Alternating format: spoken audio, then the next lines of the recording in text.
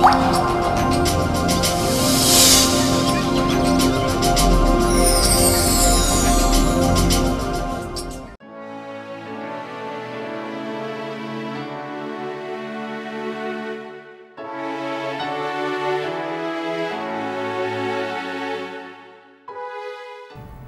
യേശുക്രിസ്തുവിൻ്റെ നിസ്തുല്യ നാമത്തിൽ നിങ്ങൾക്കെല്ലാവർക്കും എൻ്റെ സ്നേഹ വന്ദനം അറിയിക്കുന്നു.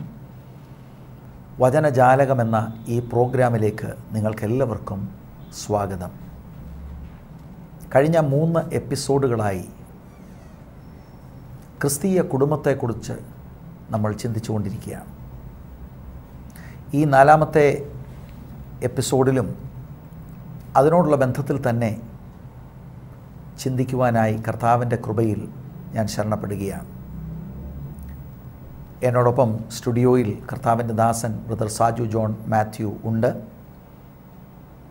ഇന്ന് നമ്മൾ ചിന്തിക്കുവാൻ പോകുന്നത് ഉൽപ്പത്തി പുസ്തകം 2-ാം അധ്യായം അതിൻ്റെ 24-ാം വാക്യത്തിൻ്റെ അടിസ്ഥാനത്തിൽ അവിടെ ഇങ്ങനെയാണ്, ഞാൻ ഇംഗ്ലീഷ് പരിഭാഷ വായിക്കുന്നു. For this reason a man will leave his father and mother and be united to his wife, and they will become one flesh. അത് നിമിത്തം അപ്പനെയും അമ്മയും വിട്ട് ഭാര്യയോട് പറ്റിച്ചേരുന്നു എന്നുള്ള ആ വാക്യമാണ് നമ്മൾ ചിന്തിക്കുവാൻ പോകുന്നത്. ഈ 4ാമത്തെ എപ്പിസോഡിലും എനിക്ക് ദൈവമക്കളോട് സൂചിപ്പിക്കുവാനുള്ളത്, ദൈവത്താൽ സ്ഥാപിതമായ കുടുംബജീവിതത്തിനെതിരെയുള്ള പിശാചിൻ്റെ പ്രവർത്തനങ്ങളെ തിരിച്ചറിഞ്ഞ് കുടുംബങ്ങളായി വ്യക്തികളായി ദൈവവചന അടിസ്ഥാനത്തിൽ ശത്രുവിൻ്റെ പോരാട്ടങ്ങൾക്കെതിരെ ജീവിക്കുവാൻ, പോരാടുവാൻ നമ്മൾ കൃപ പ്രാപിക്കേണ്ടത് ആവശ്യമാണ്. ഈ ഒരു വാക്യത്തിൽ നിന്ന് വളരെ വ്യക്തമായി നമുക്ക് മനസ്സിലാക്കാൻ കഴിയുന്നത്, ഭാര്യയും ഭർത്താവും അവരുടെ ആ റിലേഷൻഷിപ്പാണ് ഏറ്റവും ഇൻറ്റിമേറ്റ് ആയിട്ടുള്ള റിലേഷൻഷിപ്പ്. പക്ഷെ അവിടെ ഒരു പ്രയോഗം, അപ്പനെയും അമ്മയും വിട്ട് ഭാര്യയോട് പറ്റിച്ചേരും. ചില ഇടങ്ങളിലെങ്കിലും ഇത് വളരെ കൺഫ്യൂഷൻ ഉണ്ടാക്കിയിട്ടുണ്ട്. 2 സൈഡിൽ നിന്നും ഭാര്യയും ഭർത്താവിനോടുള്ള ബന്ധത്തിൽ അപ്പനെയും അമ്മയും വിടുക എന്ന് പറയുമ്പോൾ ചില ആളുകൾക്ക് മിസ്അണ്ടർസ്റ്റാൻഡിങ് ഉണ്ടാകുന്നു. മറിച്ച് മാതാപിതാക്കളുടെ സൈഡിലും പലപ്പോഴും മിസ്അണ്ടർസ്റ്റാൻഡിങ് ഉണ്ടാകുന്നു. ഇങ്ങനെയുള്ള മിസ്അണ്ടർസ്റ്റാൻഡിങ്ങുകൾ നിമിത്തം കുടുംബങ്ങളിൽ വളരെയധികം പ്രോബ്ലംസ് അവിടങ്ങളിലായി ഉണ്ടാകുന്നുണ്ട്. അപ്പോൾ ആ വിഷയമാണ് നമ്മളൊന്ന് ചിന്തിക്കാൻ പോകുന്നത്. കർത്താവിൻ്റെ ദാസൻ ബ്രദർ സാജുവിനോട് ഈ ഒരു വിഷയം ഒന്ന് എക്സ്പോസ് ചെയ്യുവാനായിട്ട് ഞാൻ ആവശ്യപ്പെടുകയാണ്. ഈ ലീവ് ആൻഡ് ക്ലീവ് റിയലി അതിൻ്റെ അർത്ഥം എന്താണ്? ചില ആളുകൾ ചിന്തിക്കുന്നത് ലീവ് എന്ന് പറയുമ്പോൾ ഇനി അപ്പനെയും അമ്മയും നോക്കണ്ട, ഇനി നമ്മുടെ കുടുംബമായി എന്നൊരു മനോഭാവം. മറിച്ച് മാതാപിതാക്കളുടെ മനസ്സിലും ചില ആളുകളുടെ എങ്കിലും അവർക്ക് വളരെ വേദനയാണ്. അന്ന് വരെ അവരുടെ കൂടെ ഇരുന്ന മകൻ ഒരു സ്ത്രീയെ കല്യാണം കഴിക്കുമ്പോൾ അധികം സമയം സ്ത്രീയുടെ കൂടെ ചെലവഴിക്കുക, ഇത് സഹിക്കാൻ കഴിയാത്ത മാതാപിതാക്കളുണ്ട്. അങ്ങനെ കോൺഫ്രണ്ടേഷൻ ഉണ്ടാകുന്നു, കുടുംബങ്ങളിൽ വലിയ പ്രശ്നമുണ്ടാകുന്നു. വാസ്തവത്തിൽ ബിബ്ലിക്കലി ഈ leave his father and mother and B United അല്ലെങ്കിൽ ക്ലീവ് ടു ദ വൈഫ് എന്ന് പറയുന്നത് എന്താണ്? അതുപോലെ ഈ വൺ ഫ്ലഷ് എന്നുള്ളത് എന്താണെന്ന് കേൾവിക്കാരായ ഓഡിയൻസിനോട് ഒന്ന് പറയാൻ ഞാൻ വിനീതമായി അപേക്ഷിക്കുകയാണ്. പാസ്റ്റർ ബോയ് ഈ പറഞ്ഞ കാര്യങ്ങൾ വളരെ കൃത്യമായിട്ട് വേദപുസ്തകത്തിലൊരിക്കലും ഒരു കോൺട്രഡിക്ഷൻ ഉണ്ടാകാൻ പറ്റില്ല. ഇല്ല. അതുകൊണ്ട് തന്നെ ഇപ്പം man shall leave his father and mother and cleave to his wife and they shall become one flesh. അപ്പോൾ ഈ 3 വാക്കുകൾ ലീവിങ്, ക്ലീവിങ് ആൻഡ് ബിക്കമിങ്, ഈ 3 വാക്കുകളും കൂടെ ചേരുമ്പോഴാണ് അതൊരു വാസ്തവത്തിൽ വിവാഹം എന്ന് പറയുന്നൊരു ഉടമ്പടിയാണ്. ഈ ഉടമ്പടിയുടെ നിയമങ്ങളാണ് ഈ 3 കാര്യങ്ങൾ. ഈ 3 കാര്യങ്ങൾ എന്ത് പറഞ്ഞാലും അത് നിർവഹിച്ചേ പറ്റൂ. അതിനകത്ത് ആദ്യത്തേതാണ് ലീവിങ് എന്ന് പറയുന്നത്. Leaving his father and mother. രണ്ടാമത്തേത് ക്ലീവിങ് ടു ഹിസ് വൈഫ്. മൂന്നാമത്തേത് ബിക്കമിങ് വൺ ഫ്ലഷ് എന്ന് പറയുന്നത് ശരിക്കും പറഞ്ഞു കഴിഞ്ഞാൽ അവരുടെ ഫിസിക്കൽ യൂണിയനെ കുറിച്ചാണ്. ഓക്കെ. ആദ്യത്തേത് രണ്ടും ഇമോഷണൽ അറ്റാച്ച്മെൻ്റ് ആണ്. അപ്പം ലീവിങ് ഫാദർ ആൻഡ് മദർ, ജനിപ്പിച്ച അപ്പനെയും പ്രസവിച്ച അമ്മയും ലീവിങ്, ഒരു ഭാര്യയെ കിട്ടുമ്പോൾ ലീവ് ചെയ്യുക എന്ന് പറയുമ്പോൾ റിയലി അതിനകത്തെ what is the meaning involve? അതുകൊണ്ടാണ് ഞാൻ പറഞ്ഞത് വേദോസ്തത്തിൽ ഒരു കോൺട്രഡിക്ഷൻ ഉണ്ടാകാൻ പറ്റില്ല എന്ന് പറഞ്ഞത്. അതെ. ലീവിങ് എന്ന് പറയുന്നതും അബാൻഡനിങ് എന്ന് പറയുന്നതും രണ്ടാണ്. അതാണ്, തീർച്ചയായിട്ടുമാണ്. ഇപ്പം അപ്പനെയും അമ്മയും വിടുക എന്ന് പറയുന്നതും അപ്പനെയും അമ്മയും ഉപേക്ഷിക്കുക എന്ന് പറയുന്നതും രണ്ടാണ്. വേദപുസ്തകം അപ്പനെയും അമ്മയും ഉപേക്ഷിക്കാൻ സമ്മതിക്കുന്നില്ല. അവരെത്ര പ്രായമായാലും അവരെ ഉപേക്ഷിക്കാനായിട്ട് സമ്മതിക്കുന്നില്ല. അതെ. ഇപ്പോൾ വാഗ്ദത്തത്തോടു കൂടിയ ആദ്യ കൽപ്പനയായിട്ട് നമ്മൾ എഫേസ്യ ലേഖനം 6-ാം അധ്യായത്തിൽ വായിക്കുന്നത് അപ്പനെയും അമ്മയും ബഹുമാനിക്കുക, ദീർഘായുസ് ഉണ്ടാകണമെങ്കിൽ വാഗ്ദത്തത്തോടുകൂടിയ ആദ്യ കൽപ്പന എന്ന് പറയുന്നത്. അപ്പോൾ അത് പറഞ്ഞ വേദപുസ്തകം ഒരിക്കലും എന്ത് ചെയ്യത്തില്ല, അബാൻഡനിങ് പറയത്തില്ല. പിന്നെ അത് തന്നെയല്ല, ഈ അപ്പനെ പരിഹസിക്കുകയും അമ്മയെ അനുസരിക്കാതിരിക്കുകയും ചെയ്യുന്നവൻ്റെ കണ്ണ് കാക്ക കൊത്തിപ്പറിക്കുമെന്നാണ് നമ്മൾ പ്രോവേർബ്സിൽ സദൃശവാക്യങ്ങളിൽ കാണുന്നത്. അപ്പോൾ അത്രയ്ക്കും അങ്ങനെ പറയുന്നതായ വേദപുസ്തകം ഒരിക്കലും അപ്പനെയും അമ്മയും ഉപേക്ഷിക്കാനായിട്ട് പറയത്തില്ല. ഇനി കുറച്ചുകൂടെ കൂട്ടി പറഞ്ഞു കഴിഞ്ഞാൽ, യേശു കർത്താവ് കാൽവറി ക്രൂശിൽ കിടക്കുമ്പോൾ യേശുവിനെ അലട്ടിയിടുന്ന ലോകത്തിലെ ഏക ചിന്ത, ലോകത്തിലെ ഒരു ചിന്തയും യേശുവിനില്ലായിരുന്നു, except one thing about his mother. അവൻ്റെ അമ്മയെ യോഹന്നാനെ പരമേൽപ്പിച്ചതിന് ശേഷമാണ് യേശു കർത്താവ് സമാധാനത്തോടുകൂടെ മരിക്കുന്നത്. നമ്മൾ പറയുന്നത് ഇച്ചിരി കൂടുതലാണെന്ന് തോന്നിയാലും അതൊരു ഫാക്റ്റാണ്. കാര്യം ഒരു മനുഷ്യൻ എന്ന നിലയിൽ യേശു കർത്താവ് അവൻ്റെ അമ്മയോടുള്ള ഉത്തരവാദിത്വം നിർവഹിച്ചിട്ടാണ് മരണത്തിന് പോലും തയ്യാറാകുന്നത് എന്നുള്ളത് നമ്മൾ മറന്നേ പറ്റുള്ളൂ. അപ്പോൾ അത് നമുക്കൊരു ഒരു മാതൃകയായിട്ടാണ് കർത്താവ് ആ കാര്യങ്ങൾ കാണിച്ചിരിക്കുന്നത്. തീർച്ചയായിട്ടും. അതുകൊണ്ട് അപ്പനെയും അമ്മയെയും അബാൻഡൻ ചെയ്യുന്ന, ഉപേക്ഷിക്കുന്നതിനെക്കുറിച്ച് വേദപുസ്തകം ഒരിക്കലും വിഭാവന ചെയ്യുന്നില്ല. അത് വേദപുസ്തകം അനുവദിക്കുന്നില്ല. അങ്ങനെ ചെയ്യുന്ന ഒരാൾക്കും ഒരു നന്മയും ഉണ്ടാകത്തില്ല. That's a strong word, no doubt. ഒരു നന്മയും ഉണ്ടാകത്തില്ല. അതിപ്പോൾ എന്ത് കാരണം പറഞ്ഞാലും, എൻ്റെ മോള് പഠിക്കുന്ന സെമിനാരിയിൽ ഒരു ആൾ ക്ലാസ് എടുക്കാൻ വന്ന ഒരു വിദേശി, when you get married, never live with your father and mother, leave them, start living with another, go to another house എന്ന് പറഞ്ഞിങ്ങനെ പഠിപ്പിക്കുകയുണ്ടായി. ഒരു സ്ത്രീയാണ്, ഒരു ഫെമിനിസ്റ്റ് ചിന്താഗതി വെച്ച് പുലർത്തുന്നതാണ്. മാത്രമല്ല വിദേശികൾക്ക് അവരുടെ ആയിട്ടുള്ള കൾച്ചറിലെ ഉടനെ മോള് എണീറ്റ് നിന്നിട്ട് പറഞ്ഞു, ഞങ്ങളുടെ കൾച്ചർ അതല്ല പഠിപ്പിക്കുന്നത്, എന്നോട് you need to obey the word of God എന്നാണ് അവളോട് പറഞ്ഞത്. അവൾ പറഞ്ഞു, വേദപുസ്തകം അങ്ങനെ മാറി താമസിക്കാൻ പറയുന്ന ആളുടെ എനിക്കറിയില്ല എന്ന് അവൾ പറഞ്ഞു. അവൾ അവിടെ കൃത്യമായിട്ട് ഈ കാര്യത്തെക്കുറിച്ച് സംസാരിക്കുന്നുണ്ട്. അതായത് ഒരു ഇമോഷണൽ അറ്റാച്ച്മെൻ്റ് ആണ് വാസ്തവത്തിൽ ഇത് രണ്ടും. അതായത് leaving your father and mother എന്ന് പറയുന്നതും ഇമോഷണലി അതുവരെ അവരോടുണ്ടായിരുന്ന അറ്റാച്ച്മെൻറ്റ്. നേരത്തെ ഇന്നലെ വരെ ചിലപ്പം ഷർട്ടിൻ്റെ കളർ എന്തായിരിക്കണമെന്ന് പോലും അമ്മയായിരിക്കും പറഞ്ഞുകൊണ്ടിരുന്നത്. അതെ. നാളെ ചിലപ്പം അത് പറയാൻ അമ്മയല്ല, അതിന് പകരം ഒരു ഭാര്യ കൂടെ വന്നിട്ടുണ്ട്. പിന്നെ ഞാൻ കഴിഞ്ഞ എപ്പിസോഡിൽ പറഞ്ഞൊരു കാര്യമുണ്ട്, വിവാഹത്തോടുകൂടെ ഒരു കുടുംബത്തിൻ്റെ മറ്റൊരു യൂണിറ്റ് തുടങ്ങുകയാണ്. അതെ അതെ. ഇതുവരെ ഞാനൊരു മകനായിരുന്നു, ഞാൻ വിവാഹം കഴിക്കുന്നതിന് ആ ദിവസം വരെയും ഞാനൊരു മകനായിരുന്നു, എൻ്റെയും കൂടെ ഉത്തരവാദിത്വം എൻ്റെ പിതാവിനായിരുന്നു. അതെ. But when I M married, that day onwards it's A separate ഒരു സെപ്പറേറ്റ് യൂണിറ്റാണ്. ആ സെപ്പറേറ്റ് യൂണിറ്റ് എന്നുള്ളതേ ഉള്ളൂ, അല്ലാതെ അപ്പനെയും അമ്മയും വിട്ടുകളയല്ല. അപ്പനെയും അമ്മയും ശ്രദ്ധിക്കുകയും അപ്പനെയും അമ്മയും സൂക്ഷിക്കുകയും അപ്പനെയും അമ്മയും പരിപാലിക്കുകയും ചെയ്യുന്നതിൻ്റെ അനുഗ്രഹം സ്വർഗത്തിൽ ചെന്നാലും അത് പിൻപറ്റുന്ന കാര്യമാണ്. അത് ഉത്തരവാദിത്തത്തിൻ്റെ ഭാഗമാണ്. അതിനെ ആ ഉത്തരവാദിത്തത്തിൽ നിന്ന് ഒഴിഞ്ഞു മാറുന്ന ആളുകൾ പല സാഹചര്യങ്ങളാൽ പല കാര്യങ്ങളും, ഇതൊക്കെ ഇന്നത്തെ ഓരോ സാഹചര്യത്തിൽ ഇത് പറയുമ്പോഴത്തേക്ക് ആളുകൾക്ക് ഒരു പക്ഷേ അതിനെ ആ രീതിയിൽ എടുക്കാൻ കഴിയാതെ വരുന്നുണ്ട്. പക്ഷേ ഐ സർട്ടൻലി ബിലീവ് എന്താണെങ്കിലും അപ്പൻ്റെയും അമ്മയുടെയും വാർദ്ധക്യത്തിലെ ഉത്തരവാദിത്തം മക്കൾക്കുള്ളതാണ്. അല്ലാതെ ആരാ അവരെ നോക്കേണ്ടത്? അതിനുവേണ്ടി അല്പം ത്യാഗം സഹിച്ചാലും പ്രശ്നമില്ല. അതെ. പല സ്ത്രീകൾക്കും ഈ അമ്മായിയമ്മയെ നോക്കുക എന്നൊക്കെ പറയുന്നത് വലിയ ഭാരമായിട്ടൊക്കെ പറയുന്ന ആളുകളുണ്ട്. ഉണ്ട്. അങ്ങനെ കല്യാണങ്ങൾ പോലും കഴിക്കാത്തവരുണ്ട്. എന്താണ്, ഇന്നടത്ത് ഇന്നാരെ കൂടെ നോക്കണമല്ലോ എന്ന് കണ്ട് അത് ദൈവഹിതമല്ല. അപ്പം മറ്റുത്തരവാദിത്തങ്ങൾ ഇല്ലാത്ത ഇടങ്ങളിൽ ഭാര്യയായി പോകാൻ താല്പര്യപ്പെടുന്നവരൊക്കെ ഉണ്ട്. അതൊക്കെ വളരെ ഈ കാര്യങ്ങൾ ഗ്രഹിക്കാത്തത് കൊണ്ടുള്ള കാര്യങ്ങളാണ്. അവരാരും മനസ്സിലാക്കുന്നില്ല അവരുടെ മക്കൾ വളർന്നു വരികയാണെന്നുള്ളത്. എക്സാക്ട്ലി. പണ്ട് അപ്പന് പിച്ചച്ചട്ടി പോലൊരു ചട്ടിക്കകത്ത് കഞ്ഞി കൊടുത്തുകൊണ്ടിരുന്നതിൻ്റെ ഒരു സ്റ്റോറിയുണ്ട്. അപ്പം ഭാര്യയും ഭർത്താവും പ്രായമുള്ള അപ്പനും അമ്മയ്ക്കും കൊടുത്തിരുന്നത് 2 പിച്ചച്ചട്ടി പോലുള്ളൊരു ചട്ടിക്കകത്ത് കഞ്ഞി കൊടുക്കുകയായിരുന്നു. ഉടനെ കൊച്ച് ഇത് കൊണ്ടുപോയി കഴുകി വൃത്തിയായിട്ട് സൂക്ഷിച്ചു വെച്ചു. എല്ലാവരും നീ ഇതെല്ലാം വൃത്തിയായിട്ട് കഴുകി സൂക്ഷിക്കുന്നത്, അല്ല നിങ്ങൾ പ്രായമാകുമ്പോൾ നിങ്ങൾക്ക് ഇതിനകത്തല്ലേ തരേണ്ടതെന്ന്. Very true.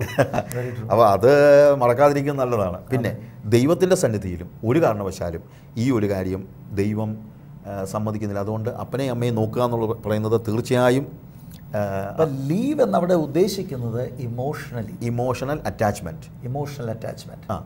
അത്രയേ ഉള്ളൂ. സ്വന്തമായിട്ട് തീരുമാനങ്ങൾ എടുക്കുക, ആ കുടുംബം ഒരു യൂണിറ്റ് എന്ന നിലയിൽ പുതിയ ആ കുടുംബം പ്രവർത്തിക്കാൻ തുടങ്ങുക എന്നതാണ്. അതിൻ്റെ അർത്ഥം മാതാപിതാക്കൾ എന്തെങ്കിലും ഒരു സജഷൻ പറഞ്ഞാൽ ഒരിക്കലും ഇനി കേൾക്കരുത് എന്ന അർത്ഥത്തിലൊന്നുമില്ല. അങ്ങനെ ഒന്നുമില്ല. പക്ഷേ അവരുടെ കൺട്രോൾ ചെയ്യാൻ നമ്മൾ അനുവദിക്കാതെ ഇതൊരു യൂണിറ്റ് ദൈവത്തിൽ നിന്ന് പ്രാപിച്ച് ദൈവത്തിൻ്റെ ഹിതമനുസരിച്ച് നീങ്ങുക. അപ്പോൾ തന്നെ മാതാപിതാക്കൾ എക്സ്പീരിയൻസ്ഡ് ആണ്.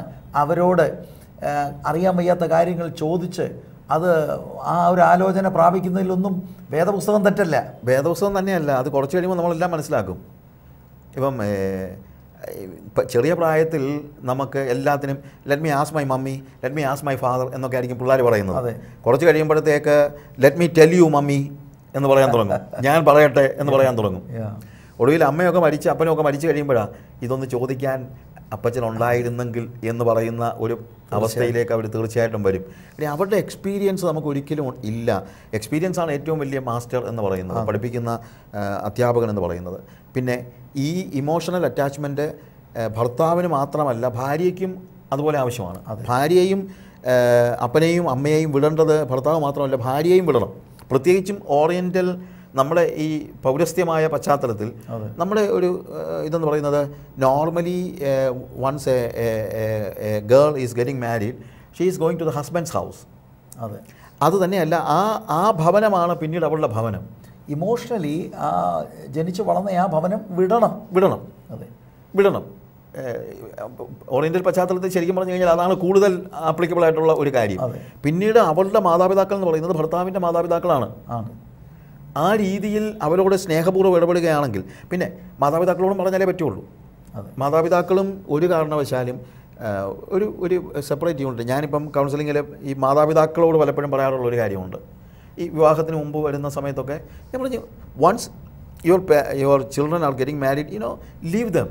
അല്ല, ദേ മസ്റ്റ് ഓൾസോ അണ്ടർസ്റ്റാൻഡ് ഈ ലീവിംഗ് പ്രോസസ്സ് മനസ്സിലാക്കിയില്ലെങ്കിൽ ഇവരറിയാതെ കൺട്രോൾ ചെയ്യാൻ. അത് വലിയൊരു പ്രശ്നമാണ്. അവിടെ പോരുത്, ഇവിടെ പോരുത്, കഴിഞ്ഞ നാളുകളിലെ പോലെ തന്നെ. അത് തന്നെയല്ല, പസകനെ അറിയാമല്ലോ, ഈ പല സമയത്തും ഈ ഡിവോഴ്സിൻ്റെ വക്കലത്തിൽ നിൽക്കുന്ന പല കുടുംബങ്ങളെയും നമ്മൾ എത്ര യോജിപ്പിക്കാൻ നോക്കിയാലും ചിലപ്പോൾ ഈ അപ്പനും അമ്മയും സമ്മതിക്കത്തില്ല. അതെ അങ്ങനത്തെ ഒത്തിരി പ്രോബ്ലംസ്. വ്യക്തിപരമായി ഞാനും ആ കാര്യങ്ങൾ പലയിടങ്ങളിൽ ശ്രദ്ധിച്ചിട്ടുണ്ട്. ഈ വചനത്തെ പ്രോപ്പറായി രണ്ട് കൂട്ടരും മനസ്സിലാക്കുന്നില്ല. മാതാപിതാക്കളും ഈ ലീവിങ് എന്നുള്ള ആ ഒരു പ്രോസസ്സ് അല്ലെങ്കിൽ ആ ഒരു അനുഭവം എൻ്റെ കുഞ്ഞിൻ്റെ ജീവിതത്തിൽ അത് ഉണ്ടാകും, അതിനെ അനുവദിച്ചു കൊടുക്കണം, അതിന് ബുദ്ധിമുട്ടുണ്ടാക്കാതെ അനുവദിച്ചു കൊടുക്കേണ്ട മാതാപിതാക്കളുടെ ഒരു ജീവിതത്തിലും അത് ആവശ്യമാണ്. അല്ലെങ്കിൽ വളരെയധികം പ്രോബ്ലം ഉണ്ടാക്കും. കർത്താവിൻ്റെ ദാസൻ ഓർപ്പിച്ചതുപോലെ ഭാര്യയും ഭർത്താവിനും കൊണ്ട് യോജിപ്പിക്കാൻ ചെന്നാൽ പോലും മാതാപിതാക്കൾ അതിനകത്ത് ഇടപെടും. And I tell you many divorces happen because of parents പരിജ്ഞാനത്തിൽ കാര്യങ്ങൾ കൈകാര്യം ചെയ്യാതെ അവർ പിന്നെയും ഈ പുതിയ കുടുംബത്തെ കൺട്രോൾ ചെയ്യുന്നത് നിമിത്തം ഉണ്ടാകുന്ന ഒരുപാട് അസ്വസ്ഥതകൾ പല കുടുംബങ്ങളിലും ഉണ്ട്. That is true. അപ്പോൾ പുരുഷൻ വിടണം, അപ്പനെയും അമ്മയും വിടണം. പുരുഷൻ്റെ അപ്പനും അമ്മയും, പുരുഷൻ്റെ അപ്പൻ്റെ അമ്മയുടെക്കാളും പ്രശ്നമാണ് പലപ്പോഴും സ്ത്രീയുടെ അപ്പനും അമ്മയും. തീർച്ചയായിട്ടും സ്ത്രീയുടെ അപ്പനും അമ്മയും പല പെൺകുട്ടികളും എന്തെങ്കിലുമൊക്കെ കാര്യങ്ങളുണ്ടാകുമ്പോഴത്തേക്ക് എനിക്ക് തന്നെ അറിയാവുന്ന പല കേസസിലെ പറഞ്ഞിട്ടുണ്ട്, നീ ഇങ്ങ് പോരറി, നീ എന്തിനാ അവൻ്റെ വീട്ടിൽ നിൽക്കുന്നത് എന്നൊക്കെ പറഞ്ഞ് വീട്ടിലേക്ക് വിളിക്കുന്ന ഒരു സ്റ്റേജ്. ഇങ്ങനെയുള്ള സാഹചര്യങ്ങളിലൊക്കെ പണ്ട് കാലത്ത് നിന്നും തികച്ചും വ്യത്യസ്തമാണ്. പണ്ട് പ്രത്യേകിച്ച് നമ്മുടെ കേരളത്തിലെ കൾച്ചറിലെ സ്ത്രീയെ പറഞ്ഞയക്കുന്ന സമയത്ത് ചിലയിടങ്ങൾ ഈവൻ പറഞ്ഞിട്ട് പോലുമല്ലോ, don't come back, that is your house, അത് നീ അക്സെപ്റ്റ് ചെയ്തോണം, അപ്പം സ്ത്രീയെ സംബന്ധിച്ചോളം ബേണിംഗ് ദ ബ്രിഡ്ജ് ആയിരുന്നു. അതെ അതെ. വൺസ് കടന്നാൽ ദർ ഇസ് നോ വേ. അതുകൊണ്ട് എന്ത് കാര്യത്തിൻ്റെയും നടുവിൽ അവർ പ്രാർത്ഥനയോട് അവിടെ നിന്നു. And it was successful. ഇന്ന് ഇങ്ങനെ ഒരു ബ്രിഡ്ജ് കിടപ്പുണ്ട്. കാരണം എന്തെങ്കിലും വിഷയം ഉണ്ടെങ്കിൽ ഞാൻ പൂക്കളി, കാരണം അവിടെ ആളുണ്ട് ഏറ്റെടുക്കാൻ. അപ്പോൾ ദാറ്റ്സ് എ ബിഗ് പ്രോബ്ലം. കുറച്ചാളേ ഉള്ളൂ പാസ്റ്ററേ, അതത്രേ ഉള്ളൂ. അത് കഴിയുമ്പോൾ ഇതെല്ലാം മാറും. അതുകൊണ്ട് ഞാൻ പറഞ്ഞത് ഈ അപ്പനെയും അമ്മയും വിടുക എന്ന് പറയുന്നത് റൂത്തിൻ്റെ കാര്യത്തിൽ നമ്മൾ ആലോചിച്ച് നോക്കിയാൽ, റൂത്തിൻ്റെ പുസ്തകത്തിലെ 1-ാം അധ്യായത്തിലെ 14 മുതൽ 17 വരെ ഇവള് അമ്മായി അമ്മയോടൊരു കാര്യം പറയുന്നുണ്ട്. നീ പോകുന്നിടത്ത് ഞാനും വരും, നീ വിടുന്ന നിൻ്റെ ജനം എൻ്റെ ജനം, നീ മരിക്കുന്നിടത്ത് ഞാനും മരിച്ചടക്കപ്പെടും. ഒരു ഭർത്താവിനോട് പോലും ഒരു ഭാര്യ എന്ന് പറയാത്ത വാക്കുകളാണ് രൂത്ത് അമ്മായി അമ്മയോട് പറയുന്നത്. ഓക്കെ. ഇന്ന് ഈ വാക്ക് റൂത്ത് പറയുന്ന നിൻ്റെ ജനം എൻ്റെ ജനം, നിന്നെ വിട്ടുപിടിയാൻ എന്നോട് പറയരുത്, നിൻ്റെ ജനം എൻ്റെ ജനം, നീ പോകുന്നിടത്ത് ഞാനും പോരും, നിൻ്റെ ദൈവം എൻ്റെ ദൈവം, നീ മരിക്കുന്നിടത്ത് ഞാനും മരിച്ചടക്കപ്പെടുമെന്നൊക്കെ ഒരമ്മായി അമ്മയോട് പറയാമെന്ന് പറഞ്ഞു കഴിഞ്ഞാൽ ഇന്ന് ആലോചിക്കാൻ പറ്റുമോ? ഭർത്താവിനോട് പറയാൻ പോലും ആലോചിക്കാൻ പറ്റത്തില്ല. പക്ഷേ റൂത്ത് അത്രയ്ക്കും എന്താണ്, അവളുടെ ഭർത്താവിൻ്റെ കുടുംബത്തോട് അറ്റാച്ച്ഡ് ആയിരുന്നു. 2, നവോമി അതുപോലെ തന്നെ റൂത്തിനോടും ആണ്. ഇൻഫാക്ട് അവിടെ നന്മയ്ക്ക് വേണ്ടിയാണ് പറയുന്നത്, നീ വേണേൽ പൊക്കോളം പറയുന്നത്. പക്ഷെ ഞാൻ പറഞ്ഞത് അങ്ങനെ അന്യോന്യമുള്ള ഒരു സ്നേഹവും കടപ്പാടും ബഹുമാനവും ബന്ധവും ഉണ്ടെങ്കിൽ ഇന്നും ഒരു പ്രോബ്ലം ഉണ്ടാകത്തില്ല. ഈ ലീവിങ് എന്ന് പറയുന്ന ഒരു പ്രശ്നമായിട്ട് നമുക്ക് തോന്നത്തില്ല. പിന്നെ ഈ സ്ത്രീകൾ മനസ്സിലാക്കേണ്ട ഒരു കാര്യം, ഞാൻ ചിലപ്പോൾ നമ്മൾ ഈ 45-ാം സങ്കീർത്തനം എല്ലാ ഇതിനും വായിച്ച് കേൾപ്പിക്കാറുണ്ടല്ലോ. അവിടെ പറയുന്നൊരു കാര്യമുണ്ട്, അല്ലയോ കുമാരി, നോക്കുക, കേൾക്കുക, ചെവി ചായ്ക്കുക, നിൻ്റെ ഭവനത്തെയും നിൻ്റെ പിതൃഭവനത്തെയും സ്വജനത്തെയും പിതൃഭവനത്തെയും മറക്ക, അപ്പോൾ രാജാവ് നിൻ്റെ സൗന്ദര്യം ആഗ്രഹിക്കും. ഞാൻ എപ്പോഴും പറയാറുണ്ട്, എപ്പോഴും സ്വന്തം വീട്ടിലെ കാര്യം പറഞ്ഞുകൊണ്ടിരിക്കുന്ന ഒരു സ്ത്രീയെ എത്ര പറഞ്ഞാലും ഒരു ഭർത്താവിന് ആ സൗന്ദര്യം ഒന്നും കാണാൻ പറ്റില്ല. നിങ്ങൾ എത്ര സൗന്ദര്യമുണ്ടെന്ന് പറഞ്ഞു കഴിഞ്ഞാലും അത് കാണാനായിട്ട് കഴിയില്ല. അതെ, ഈ ക്ലീവിങ് നടക്കുന്നതിന് മുമ്പ് ലീവിങ് നടന്നേ ഒക്കുകയുള്ളൂ. അത് ഭാര്യയും ഭർത്താവും ഒരുപോലെ അവരുടെ മറ്റ് ബന്ധങ്ങളിൽ നിന്ന് മാറണം. കാര്യം ദൈവം ഒരു പുതിയ യൂണിറ്റ് ആക്കുകയാണ്. Leaving not just father and mother, എല്ലാ റിലേഷൻഷിപ്പും, ഇന്നലെ ഉണ്ടായിരുന്ന എല്ലാ റിലേഷൻഷിപ്പിൽ നിന്നും ഇമോഷണൽ ഡിറ്റാച്ച്മെൻറ്റ് ഉണ്ടാകണം. അതെ, അല്ലാതെ നാളെ തൊട്ട് സുഹൃത്തുക്കളെല്ലാം ഉപേക്ഷിക്കണമെന്നല്ല, അപ്പനെയും അമ്മയും ഉപേക്ഷിക്കണമെന്നല്ല. പക്ഷേ അപ്പനെയും അമ്മയും പോലും വിടണമെങ്കിൽ ബാക്കിയുള്ള റിലേഷൻസിൻ്റെ കാര്യം പറയാൻ പറ്റുമോ എന്ന് പറഞ്ഞാൽ ഇത് പ്രൈമറി റിലേഷനായി മാറി. യെസ്, ഒരു ഫാമിലിയെ ദൈവം യോജിപ്പിച്ച് കഴിയുമ്പോൾ ആ കുടുംബമാണ് ഏറ്റവും പ്രാധാന്യം അർഹിക്കുന്നത്. ആ കുടുംബത്തിലാണ് എല്ലാ ബന്ധങ്ങളും തുടങ്ങുന്നതും വളരുന്നതും. ബാക്കിയുള്ള ആ ഒരു ലോയൽറ്റി ഈസ് ട്രാൻസ്ഫർ. ശരിക്കും പറഞ്ഞു കഴിഞ്ഞാൽ അതാണ്. അതുവരെ ഉണ്ടായിരുന്ന emotional attachment towards your father and mother, your friends, your background, everything is changed. ഇനി ഇപ്പോൾ നമുക്ക് എന്താണ്, ആ പുതിയ കുടുംബത്തിൻ്റെ നായകനാവുകയാണ്. നിങ്ങൾ റെസ്പോൺസിബിലിറ്റി ഉള്ള ആളാവുകയാണ്. അതുകൊണ്ട് തന്നെ നിങ്ങളുടെ ഉത്തരവാദിത്തം നിങ്ങൾക്ക് തീർച്ചയായിട്ടും ഉണ്ട്. 1 കൊരിന്ത്യർ 7-ാം അധ്യായത്തിന് 32-33 വാക്യങ്ങൾ വായിക്കുമ്പോൾ, വിവാഹം കഴിക്കാത്തവൻ കർത്താവിനെ എങ്ങനെ പ്രസാദിപ്പിക്കാമെന്ന് നോക്കുന്നു, വിവാഹം കഴിച്ചവൻ ഭാര്യയെ എങ്ങനെ പ്രസാദിപ്പിക്കാൻ പറ്റും എന്ന് നോക്കുന്നുണ്ട്. ഭാര്യയെ എങ്ങനെ പ്രസാദിപ്പിക്കാമെന്ന് നോക്കും എന്നാണ് അവിടെ പറയുന്നത്. അത് എന്ന് വെച്ച് കഴിഞ്ഞാൽ അത് വേറൊരു പശ്ചാത്തലത്തിലാണ് പറയുന്നതെങ്കിലും, വിവാഹം കഴിച്ചാണോ എന്ന് വെച്ച് കഴിഞ്ഞാൽ പിന്നീട് അവൻ്റെ ഒരു പ്രൈം കൺസേൺ എന്ന് പറയുന്നത് how can I please my wife എന്നുള്ളതാണ്. ഈ പ്ലീസ് എന്ന് പറഞ്ഞു കഴിഞ്ഞാൽ ചീപ്പായിട്ട് സോപ്പിടുന്ന കാര്യമൊന്നുമല്ല. പ്ലീസിങ് എന്ന് പറഞ്ഞു കഴിഞ്ഞാൽ അവളുടെ യഥാർത്ഥ നീഡ്സ് എന്താണോ ആ നീഡ്സ് സാറ്റിസ്ഫൈ ചെയ്യുന്ന ഒരു സ്റ്റേജ് ഉണ്ടാകണം. എൻ്റെ കുടുംബത്തെക്കുറിച്ച് എനിക്ക് അതിനപ്പുറത്ത് വാസ്തവത്തിൽ ഏറ്റവും വലുത് ദൈവമാണ്. അതെ, അത് കഴിഞ്ഞാൽ ദൈവരാജ്യമാണ്. അതെ, പക്ഷേ ദൈവരാജ്യം, എന്നാൽ ദൈവരാജ്യം ഒരിക്കലും എനിക്ക് കുടുംബത്തിന് തടസ്സമായി വരുന്നില്ല. എന്നാൽ അത് തമ്മിലൊരു ക്ലാഷ് ഉണ്ടായാലേ ഉള്ളൂ വേറൊരു പ്രശ്നം ഉണ്ടാകുന്നത്. അതെ, ക്ലാഷ് ഉണ്ടായില്ലെങ്കിൽ വേറെ പ്രശ്നമൊന്നും ഉണ്ടാകുന്നില്ല.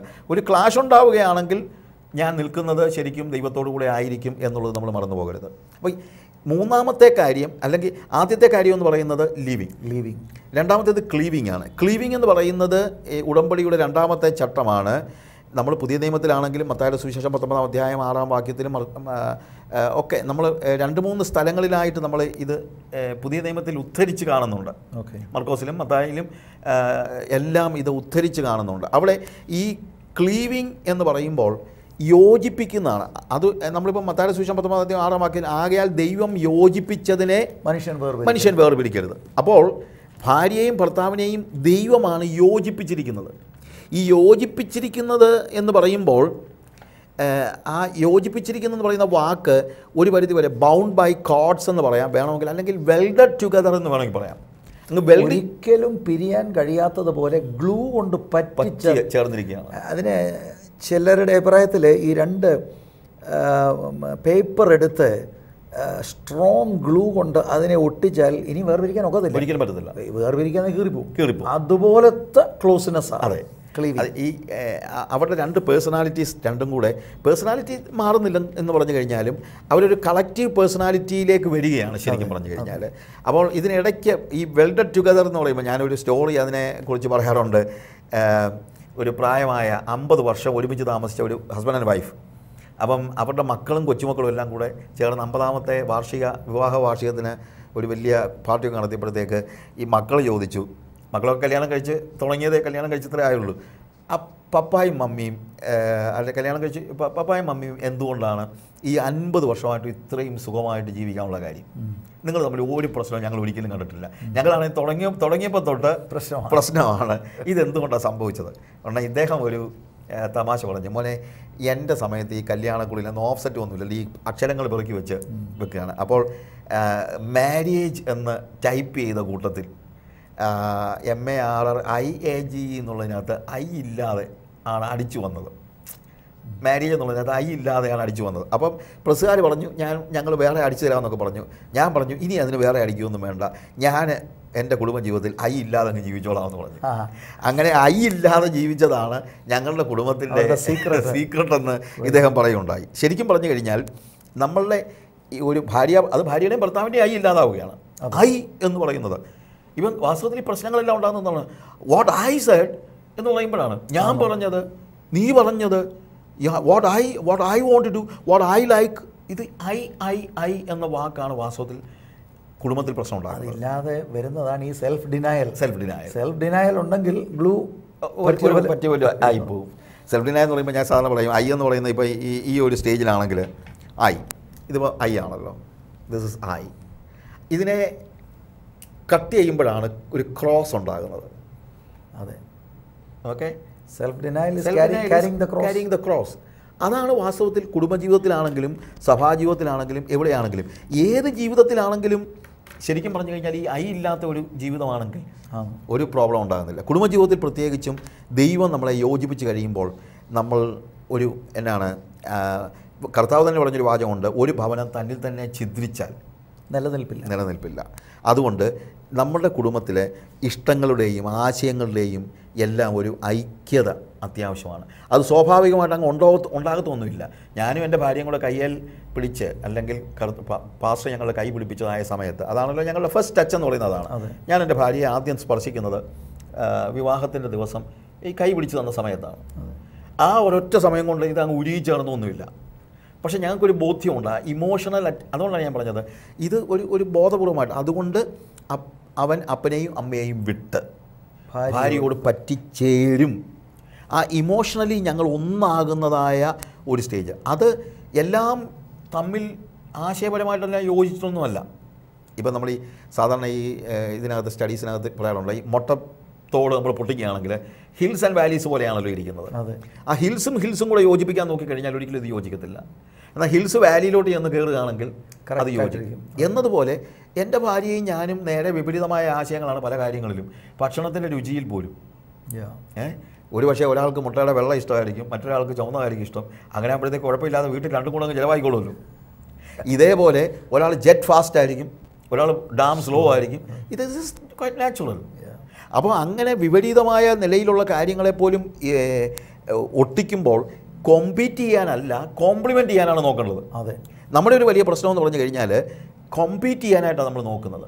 പക്ഷേ പെർഫെക്റ്റ് ജോയിനിങ് നടക്കണമെങ്കിൽ ഈ രണ്ട് വശങ്ങളെ ഒരുമിച്ച്, വിരുദ്ധ വ്യക്തിത്വങ്ങൾ തമ്മിൽ പോലും ദൈവം യോജിപ്പിക്കുമ്പോൾ എൻ്റെ ഭാര്യയുടെ ബലഹീനതകളിൽ എൻ്റെ ശക്തിയും എൻ്റെ ബലഹീനതകളിൽ എൻ്റെ ഭാര്യയുടെ ശക്തിയും അന്യോന്യം, ശക്തി എന്ന് ഞാൻ ഉദ്ദേശിക്കുന്നത് വലിയ പവർ എന്നുള്ള അർത്ഥത്തിലല്ല, ബട്ട് വി ആർ ജോയിനിങ്, അത് ദൈവം യോജിപ്പിക്കുമ്പോൾ ഒരു പെർഫെക്റ്റ് ജോയിനിങ് നടക്കും എന്നുള്ളത് നമ്മൾ മനസ്സിലാക്കിയാലേ പറ്റുള്ളൂ. അതല്ലേ കഴിഞ്ഞ എപ്പിസോഡിൽ നമ്മൾ ചിന്തിച്ച ഈ സൂട്ടബിൾ ഹെൽപ്പർ. അത് വാസ്തവത്തിൽ നമ്മുടെ വീക്ക്നെസ് ആയിരിക്കും വൈഫിൻ്റെ സ്ട്രെങ്ത്, അതെ, അവരുടെ വീക്ക്നെസ് ആയിരിക്കും നമ്മുടെ സ്ട്രെങ്ത്. അങ്ങനെയാണല്ലോ കോംപ്ലിമെൻ്റ് ചെയ്യുന്നത്.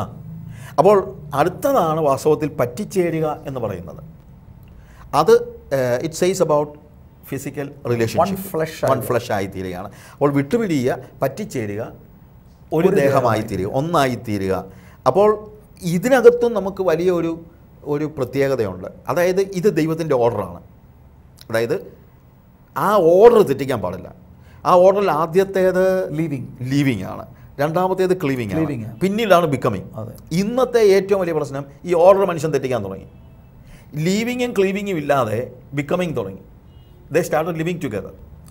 പക്ഷേ ദാറ്റ് ഈസ് എക്സാക്ട്ലി നമ്മളുടെ എല്ലാ പരാജയങ്ങളുടെയും കാരണം. അത് ദൈവികമല്ല.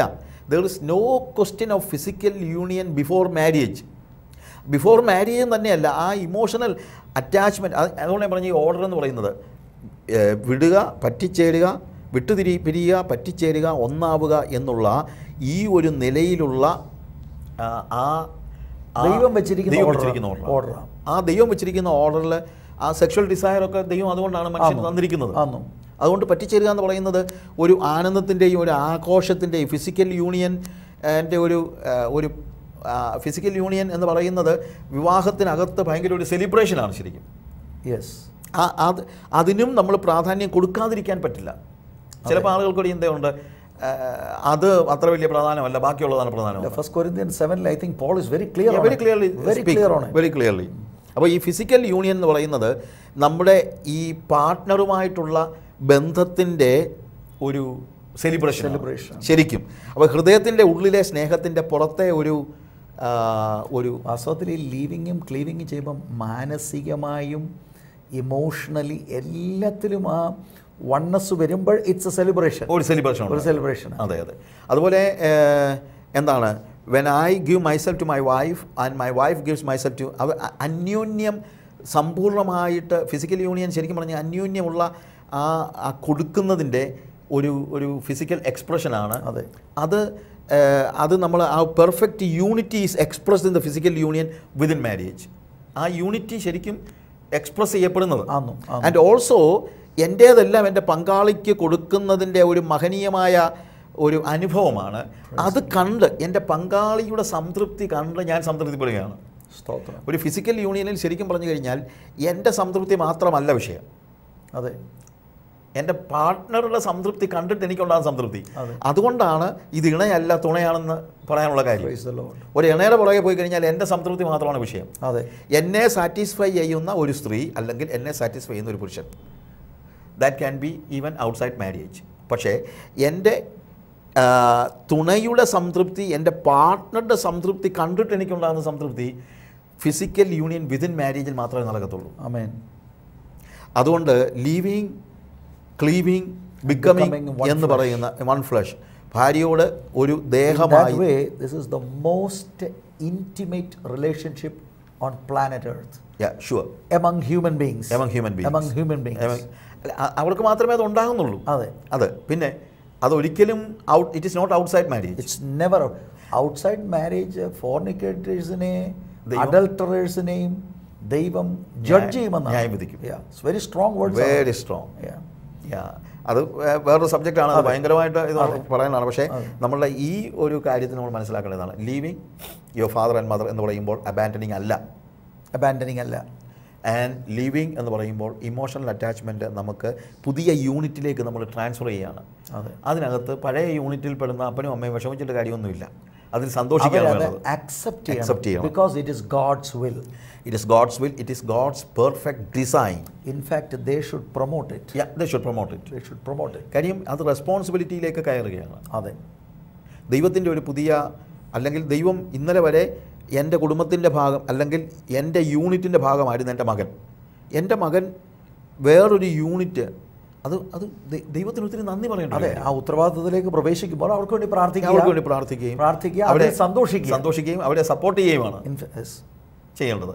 പിന്നെ ഭാര്യയും അത് മനസ്സിലാക്കണം. ഭർത്താവ് മാത്രമല്ല പിൻപറ്റേണ്ടത്, അല്ലെങ്കിൽ പിന്മാറേണ്ടത്. അപ്പം ഈ ഭാര്യയുടെയും ഭർത്താവിൻ്റെയും ഇരുഭാഗത്തുള്ള കുടുംബങ്ങൾ, രണ്ട് കുടുംബങ്ങളും ഇതിന് സപ്പോർട്ട് ചെയ്യണം. അതെ, കാരണം ഇതാണ് ദൈവത്തിൻ്റെ ഹിതമെന്ന് മനസ്സിലാക്കി അപ്പോൾ ആണ് ദൈവത്തിൻ്റെ പൂർണ്ണമായിട്ടുള്ള ഇഷ്ടങ്ങൾ ആ കുടുംബത്തിൽ വെളിപ്പെട്ടു വരുന്നത്. അപ്പോൾ ഈ വിഷയത്തിൽ കേരളത്തിൽ ധാരാളം പ്രയാസങ്ങൾ ഉണ്ടാകുന്നുണ്ട്. അതും നമ്മൾ ഈ ചിന്തിക്കുന്ന ഈ എപ്പിസോഡിൻ്റെ സീരീസുകളിൽ ശത്രു മുതലെടുത്ത് പോരാടാൻ ഒരു പ്രധാനപ്പെട്ട ആയുധമായി മാറിയിട്ടുണ്ട്.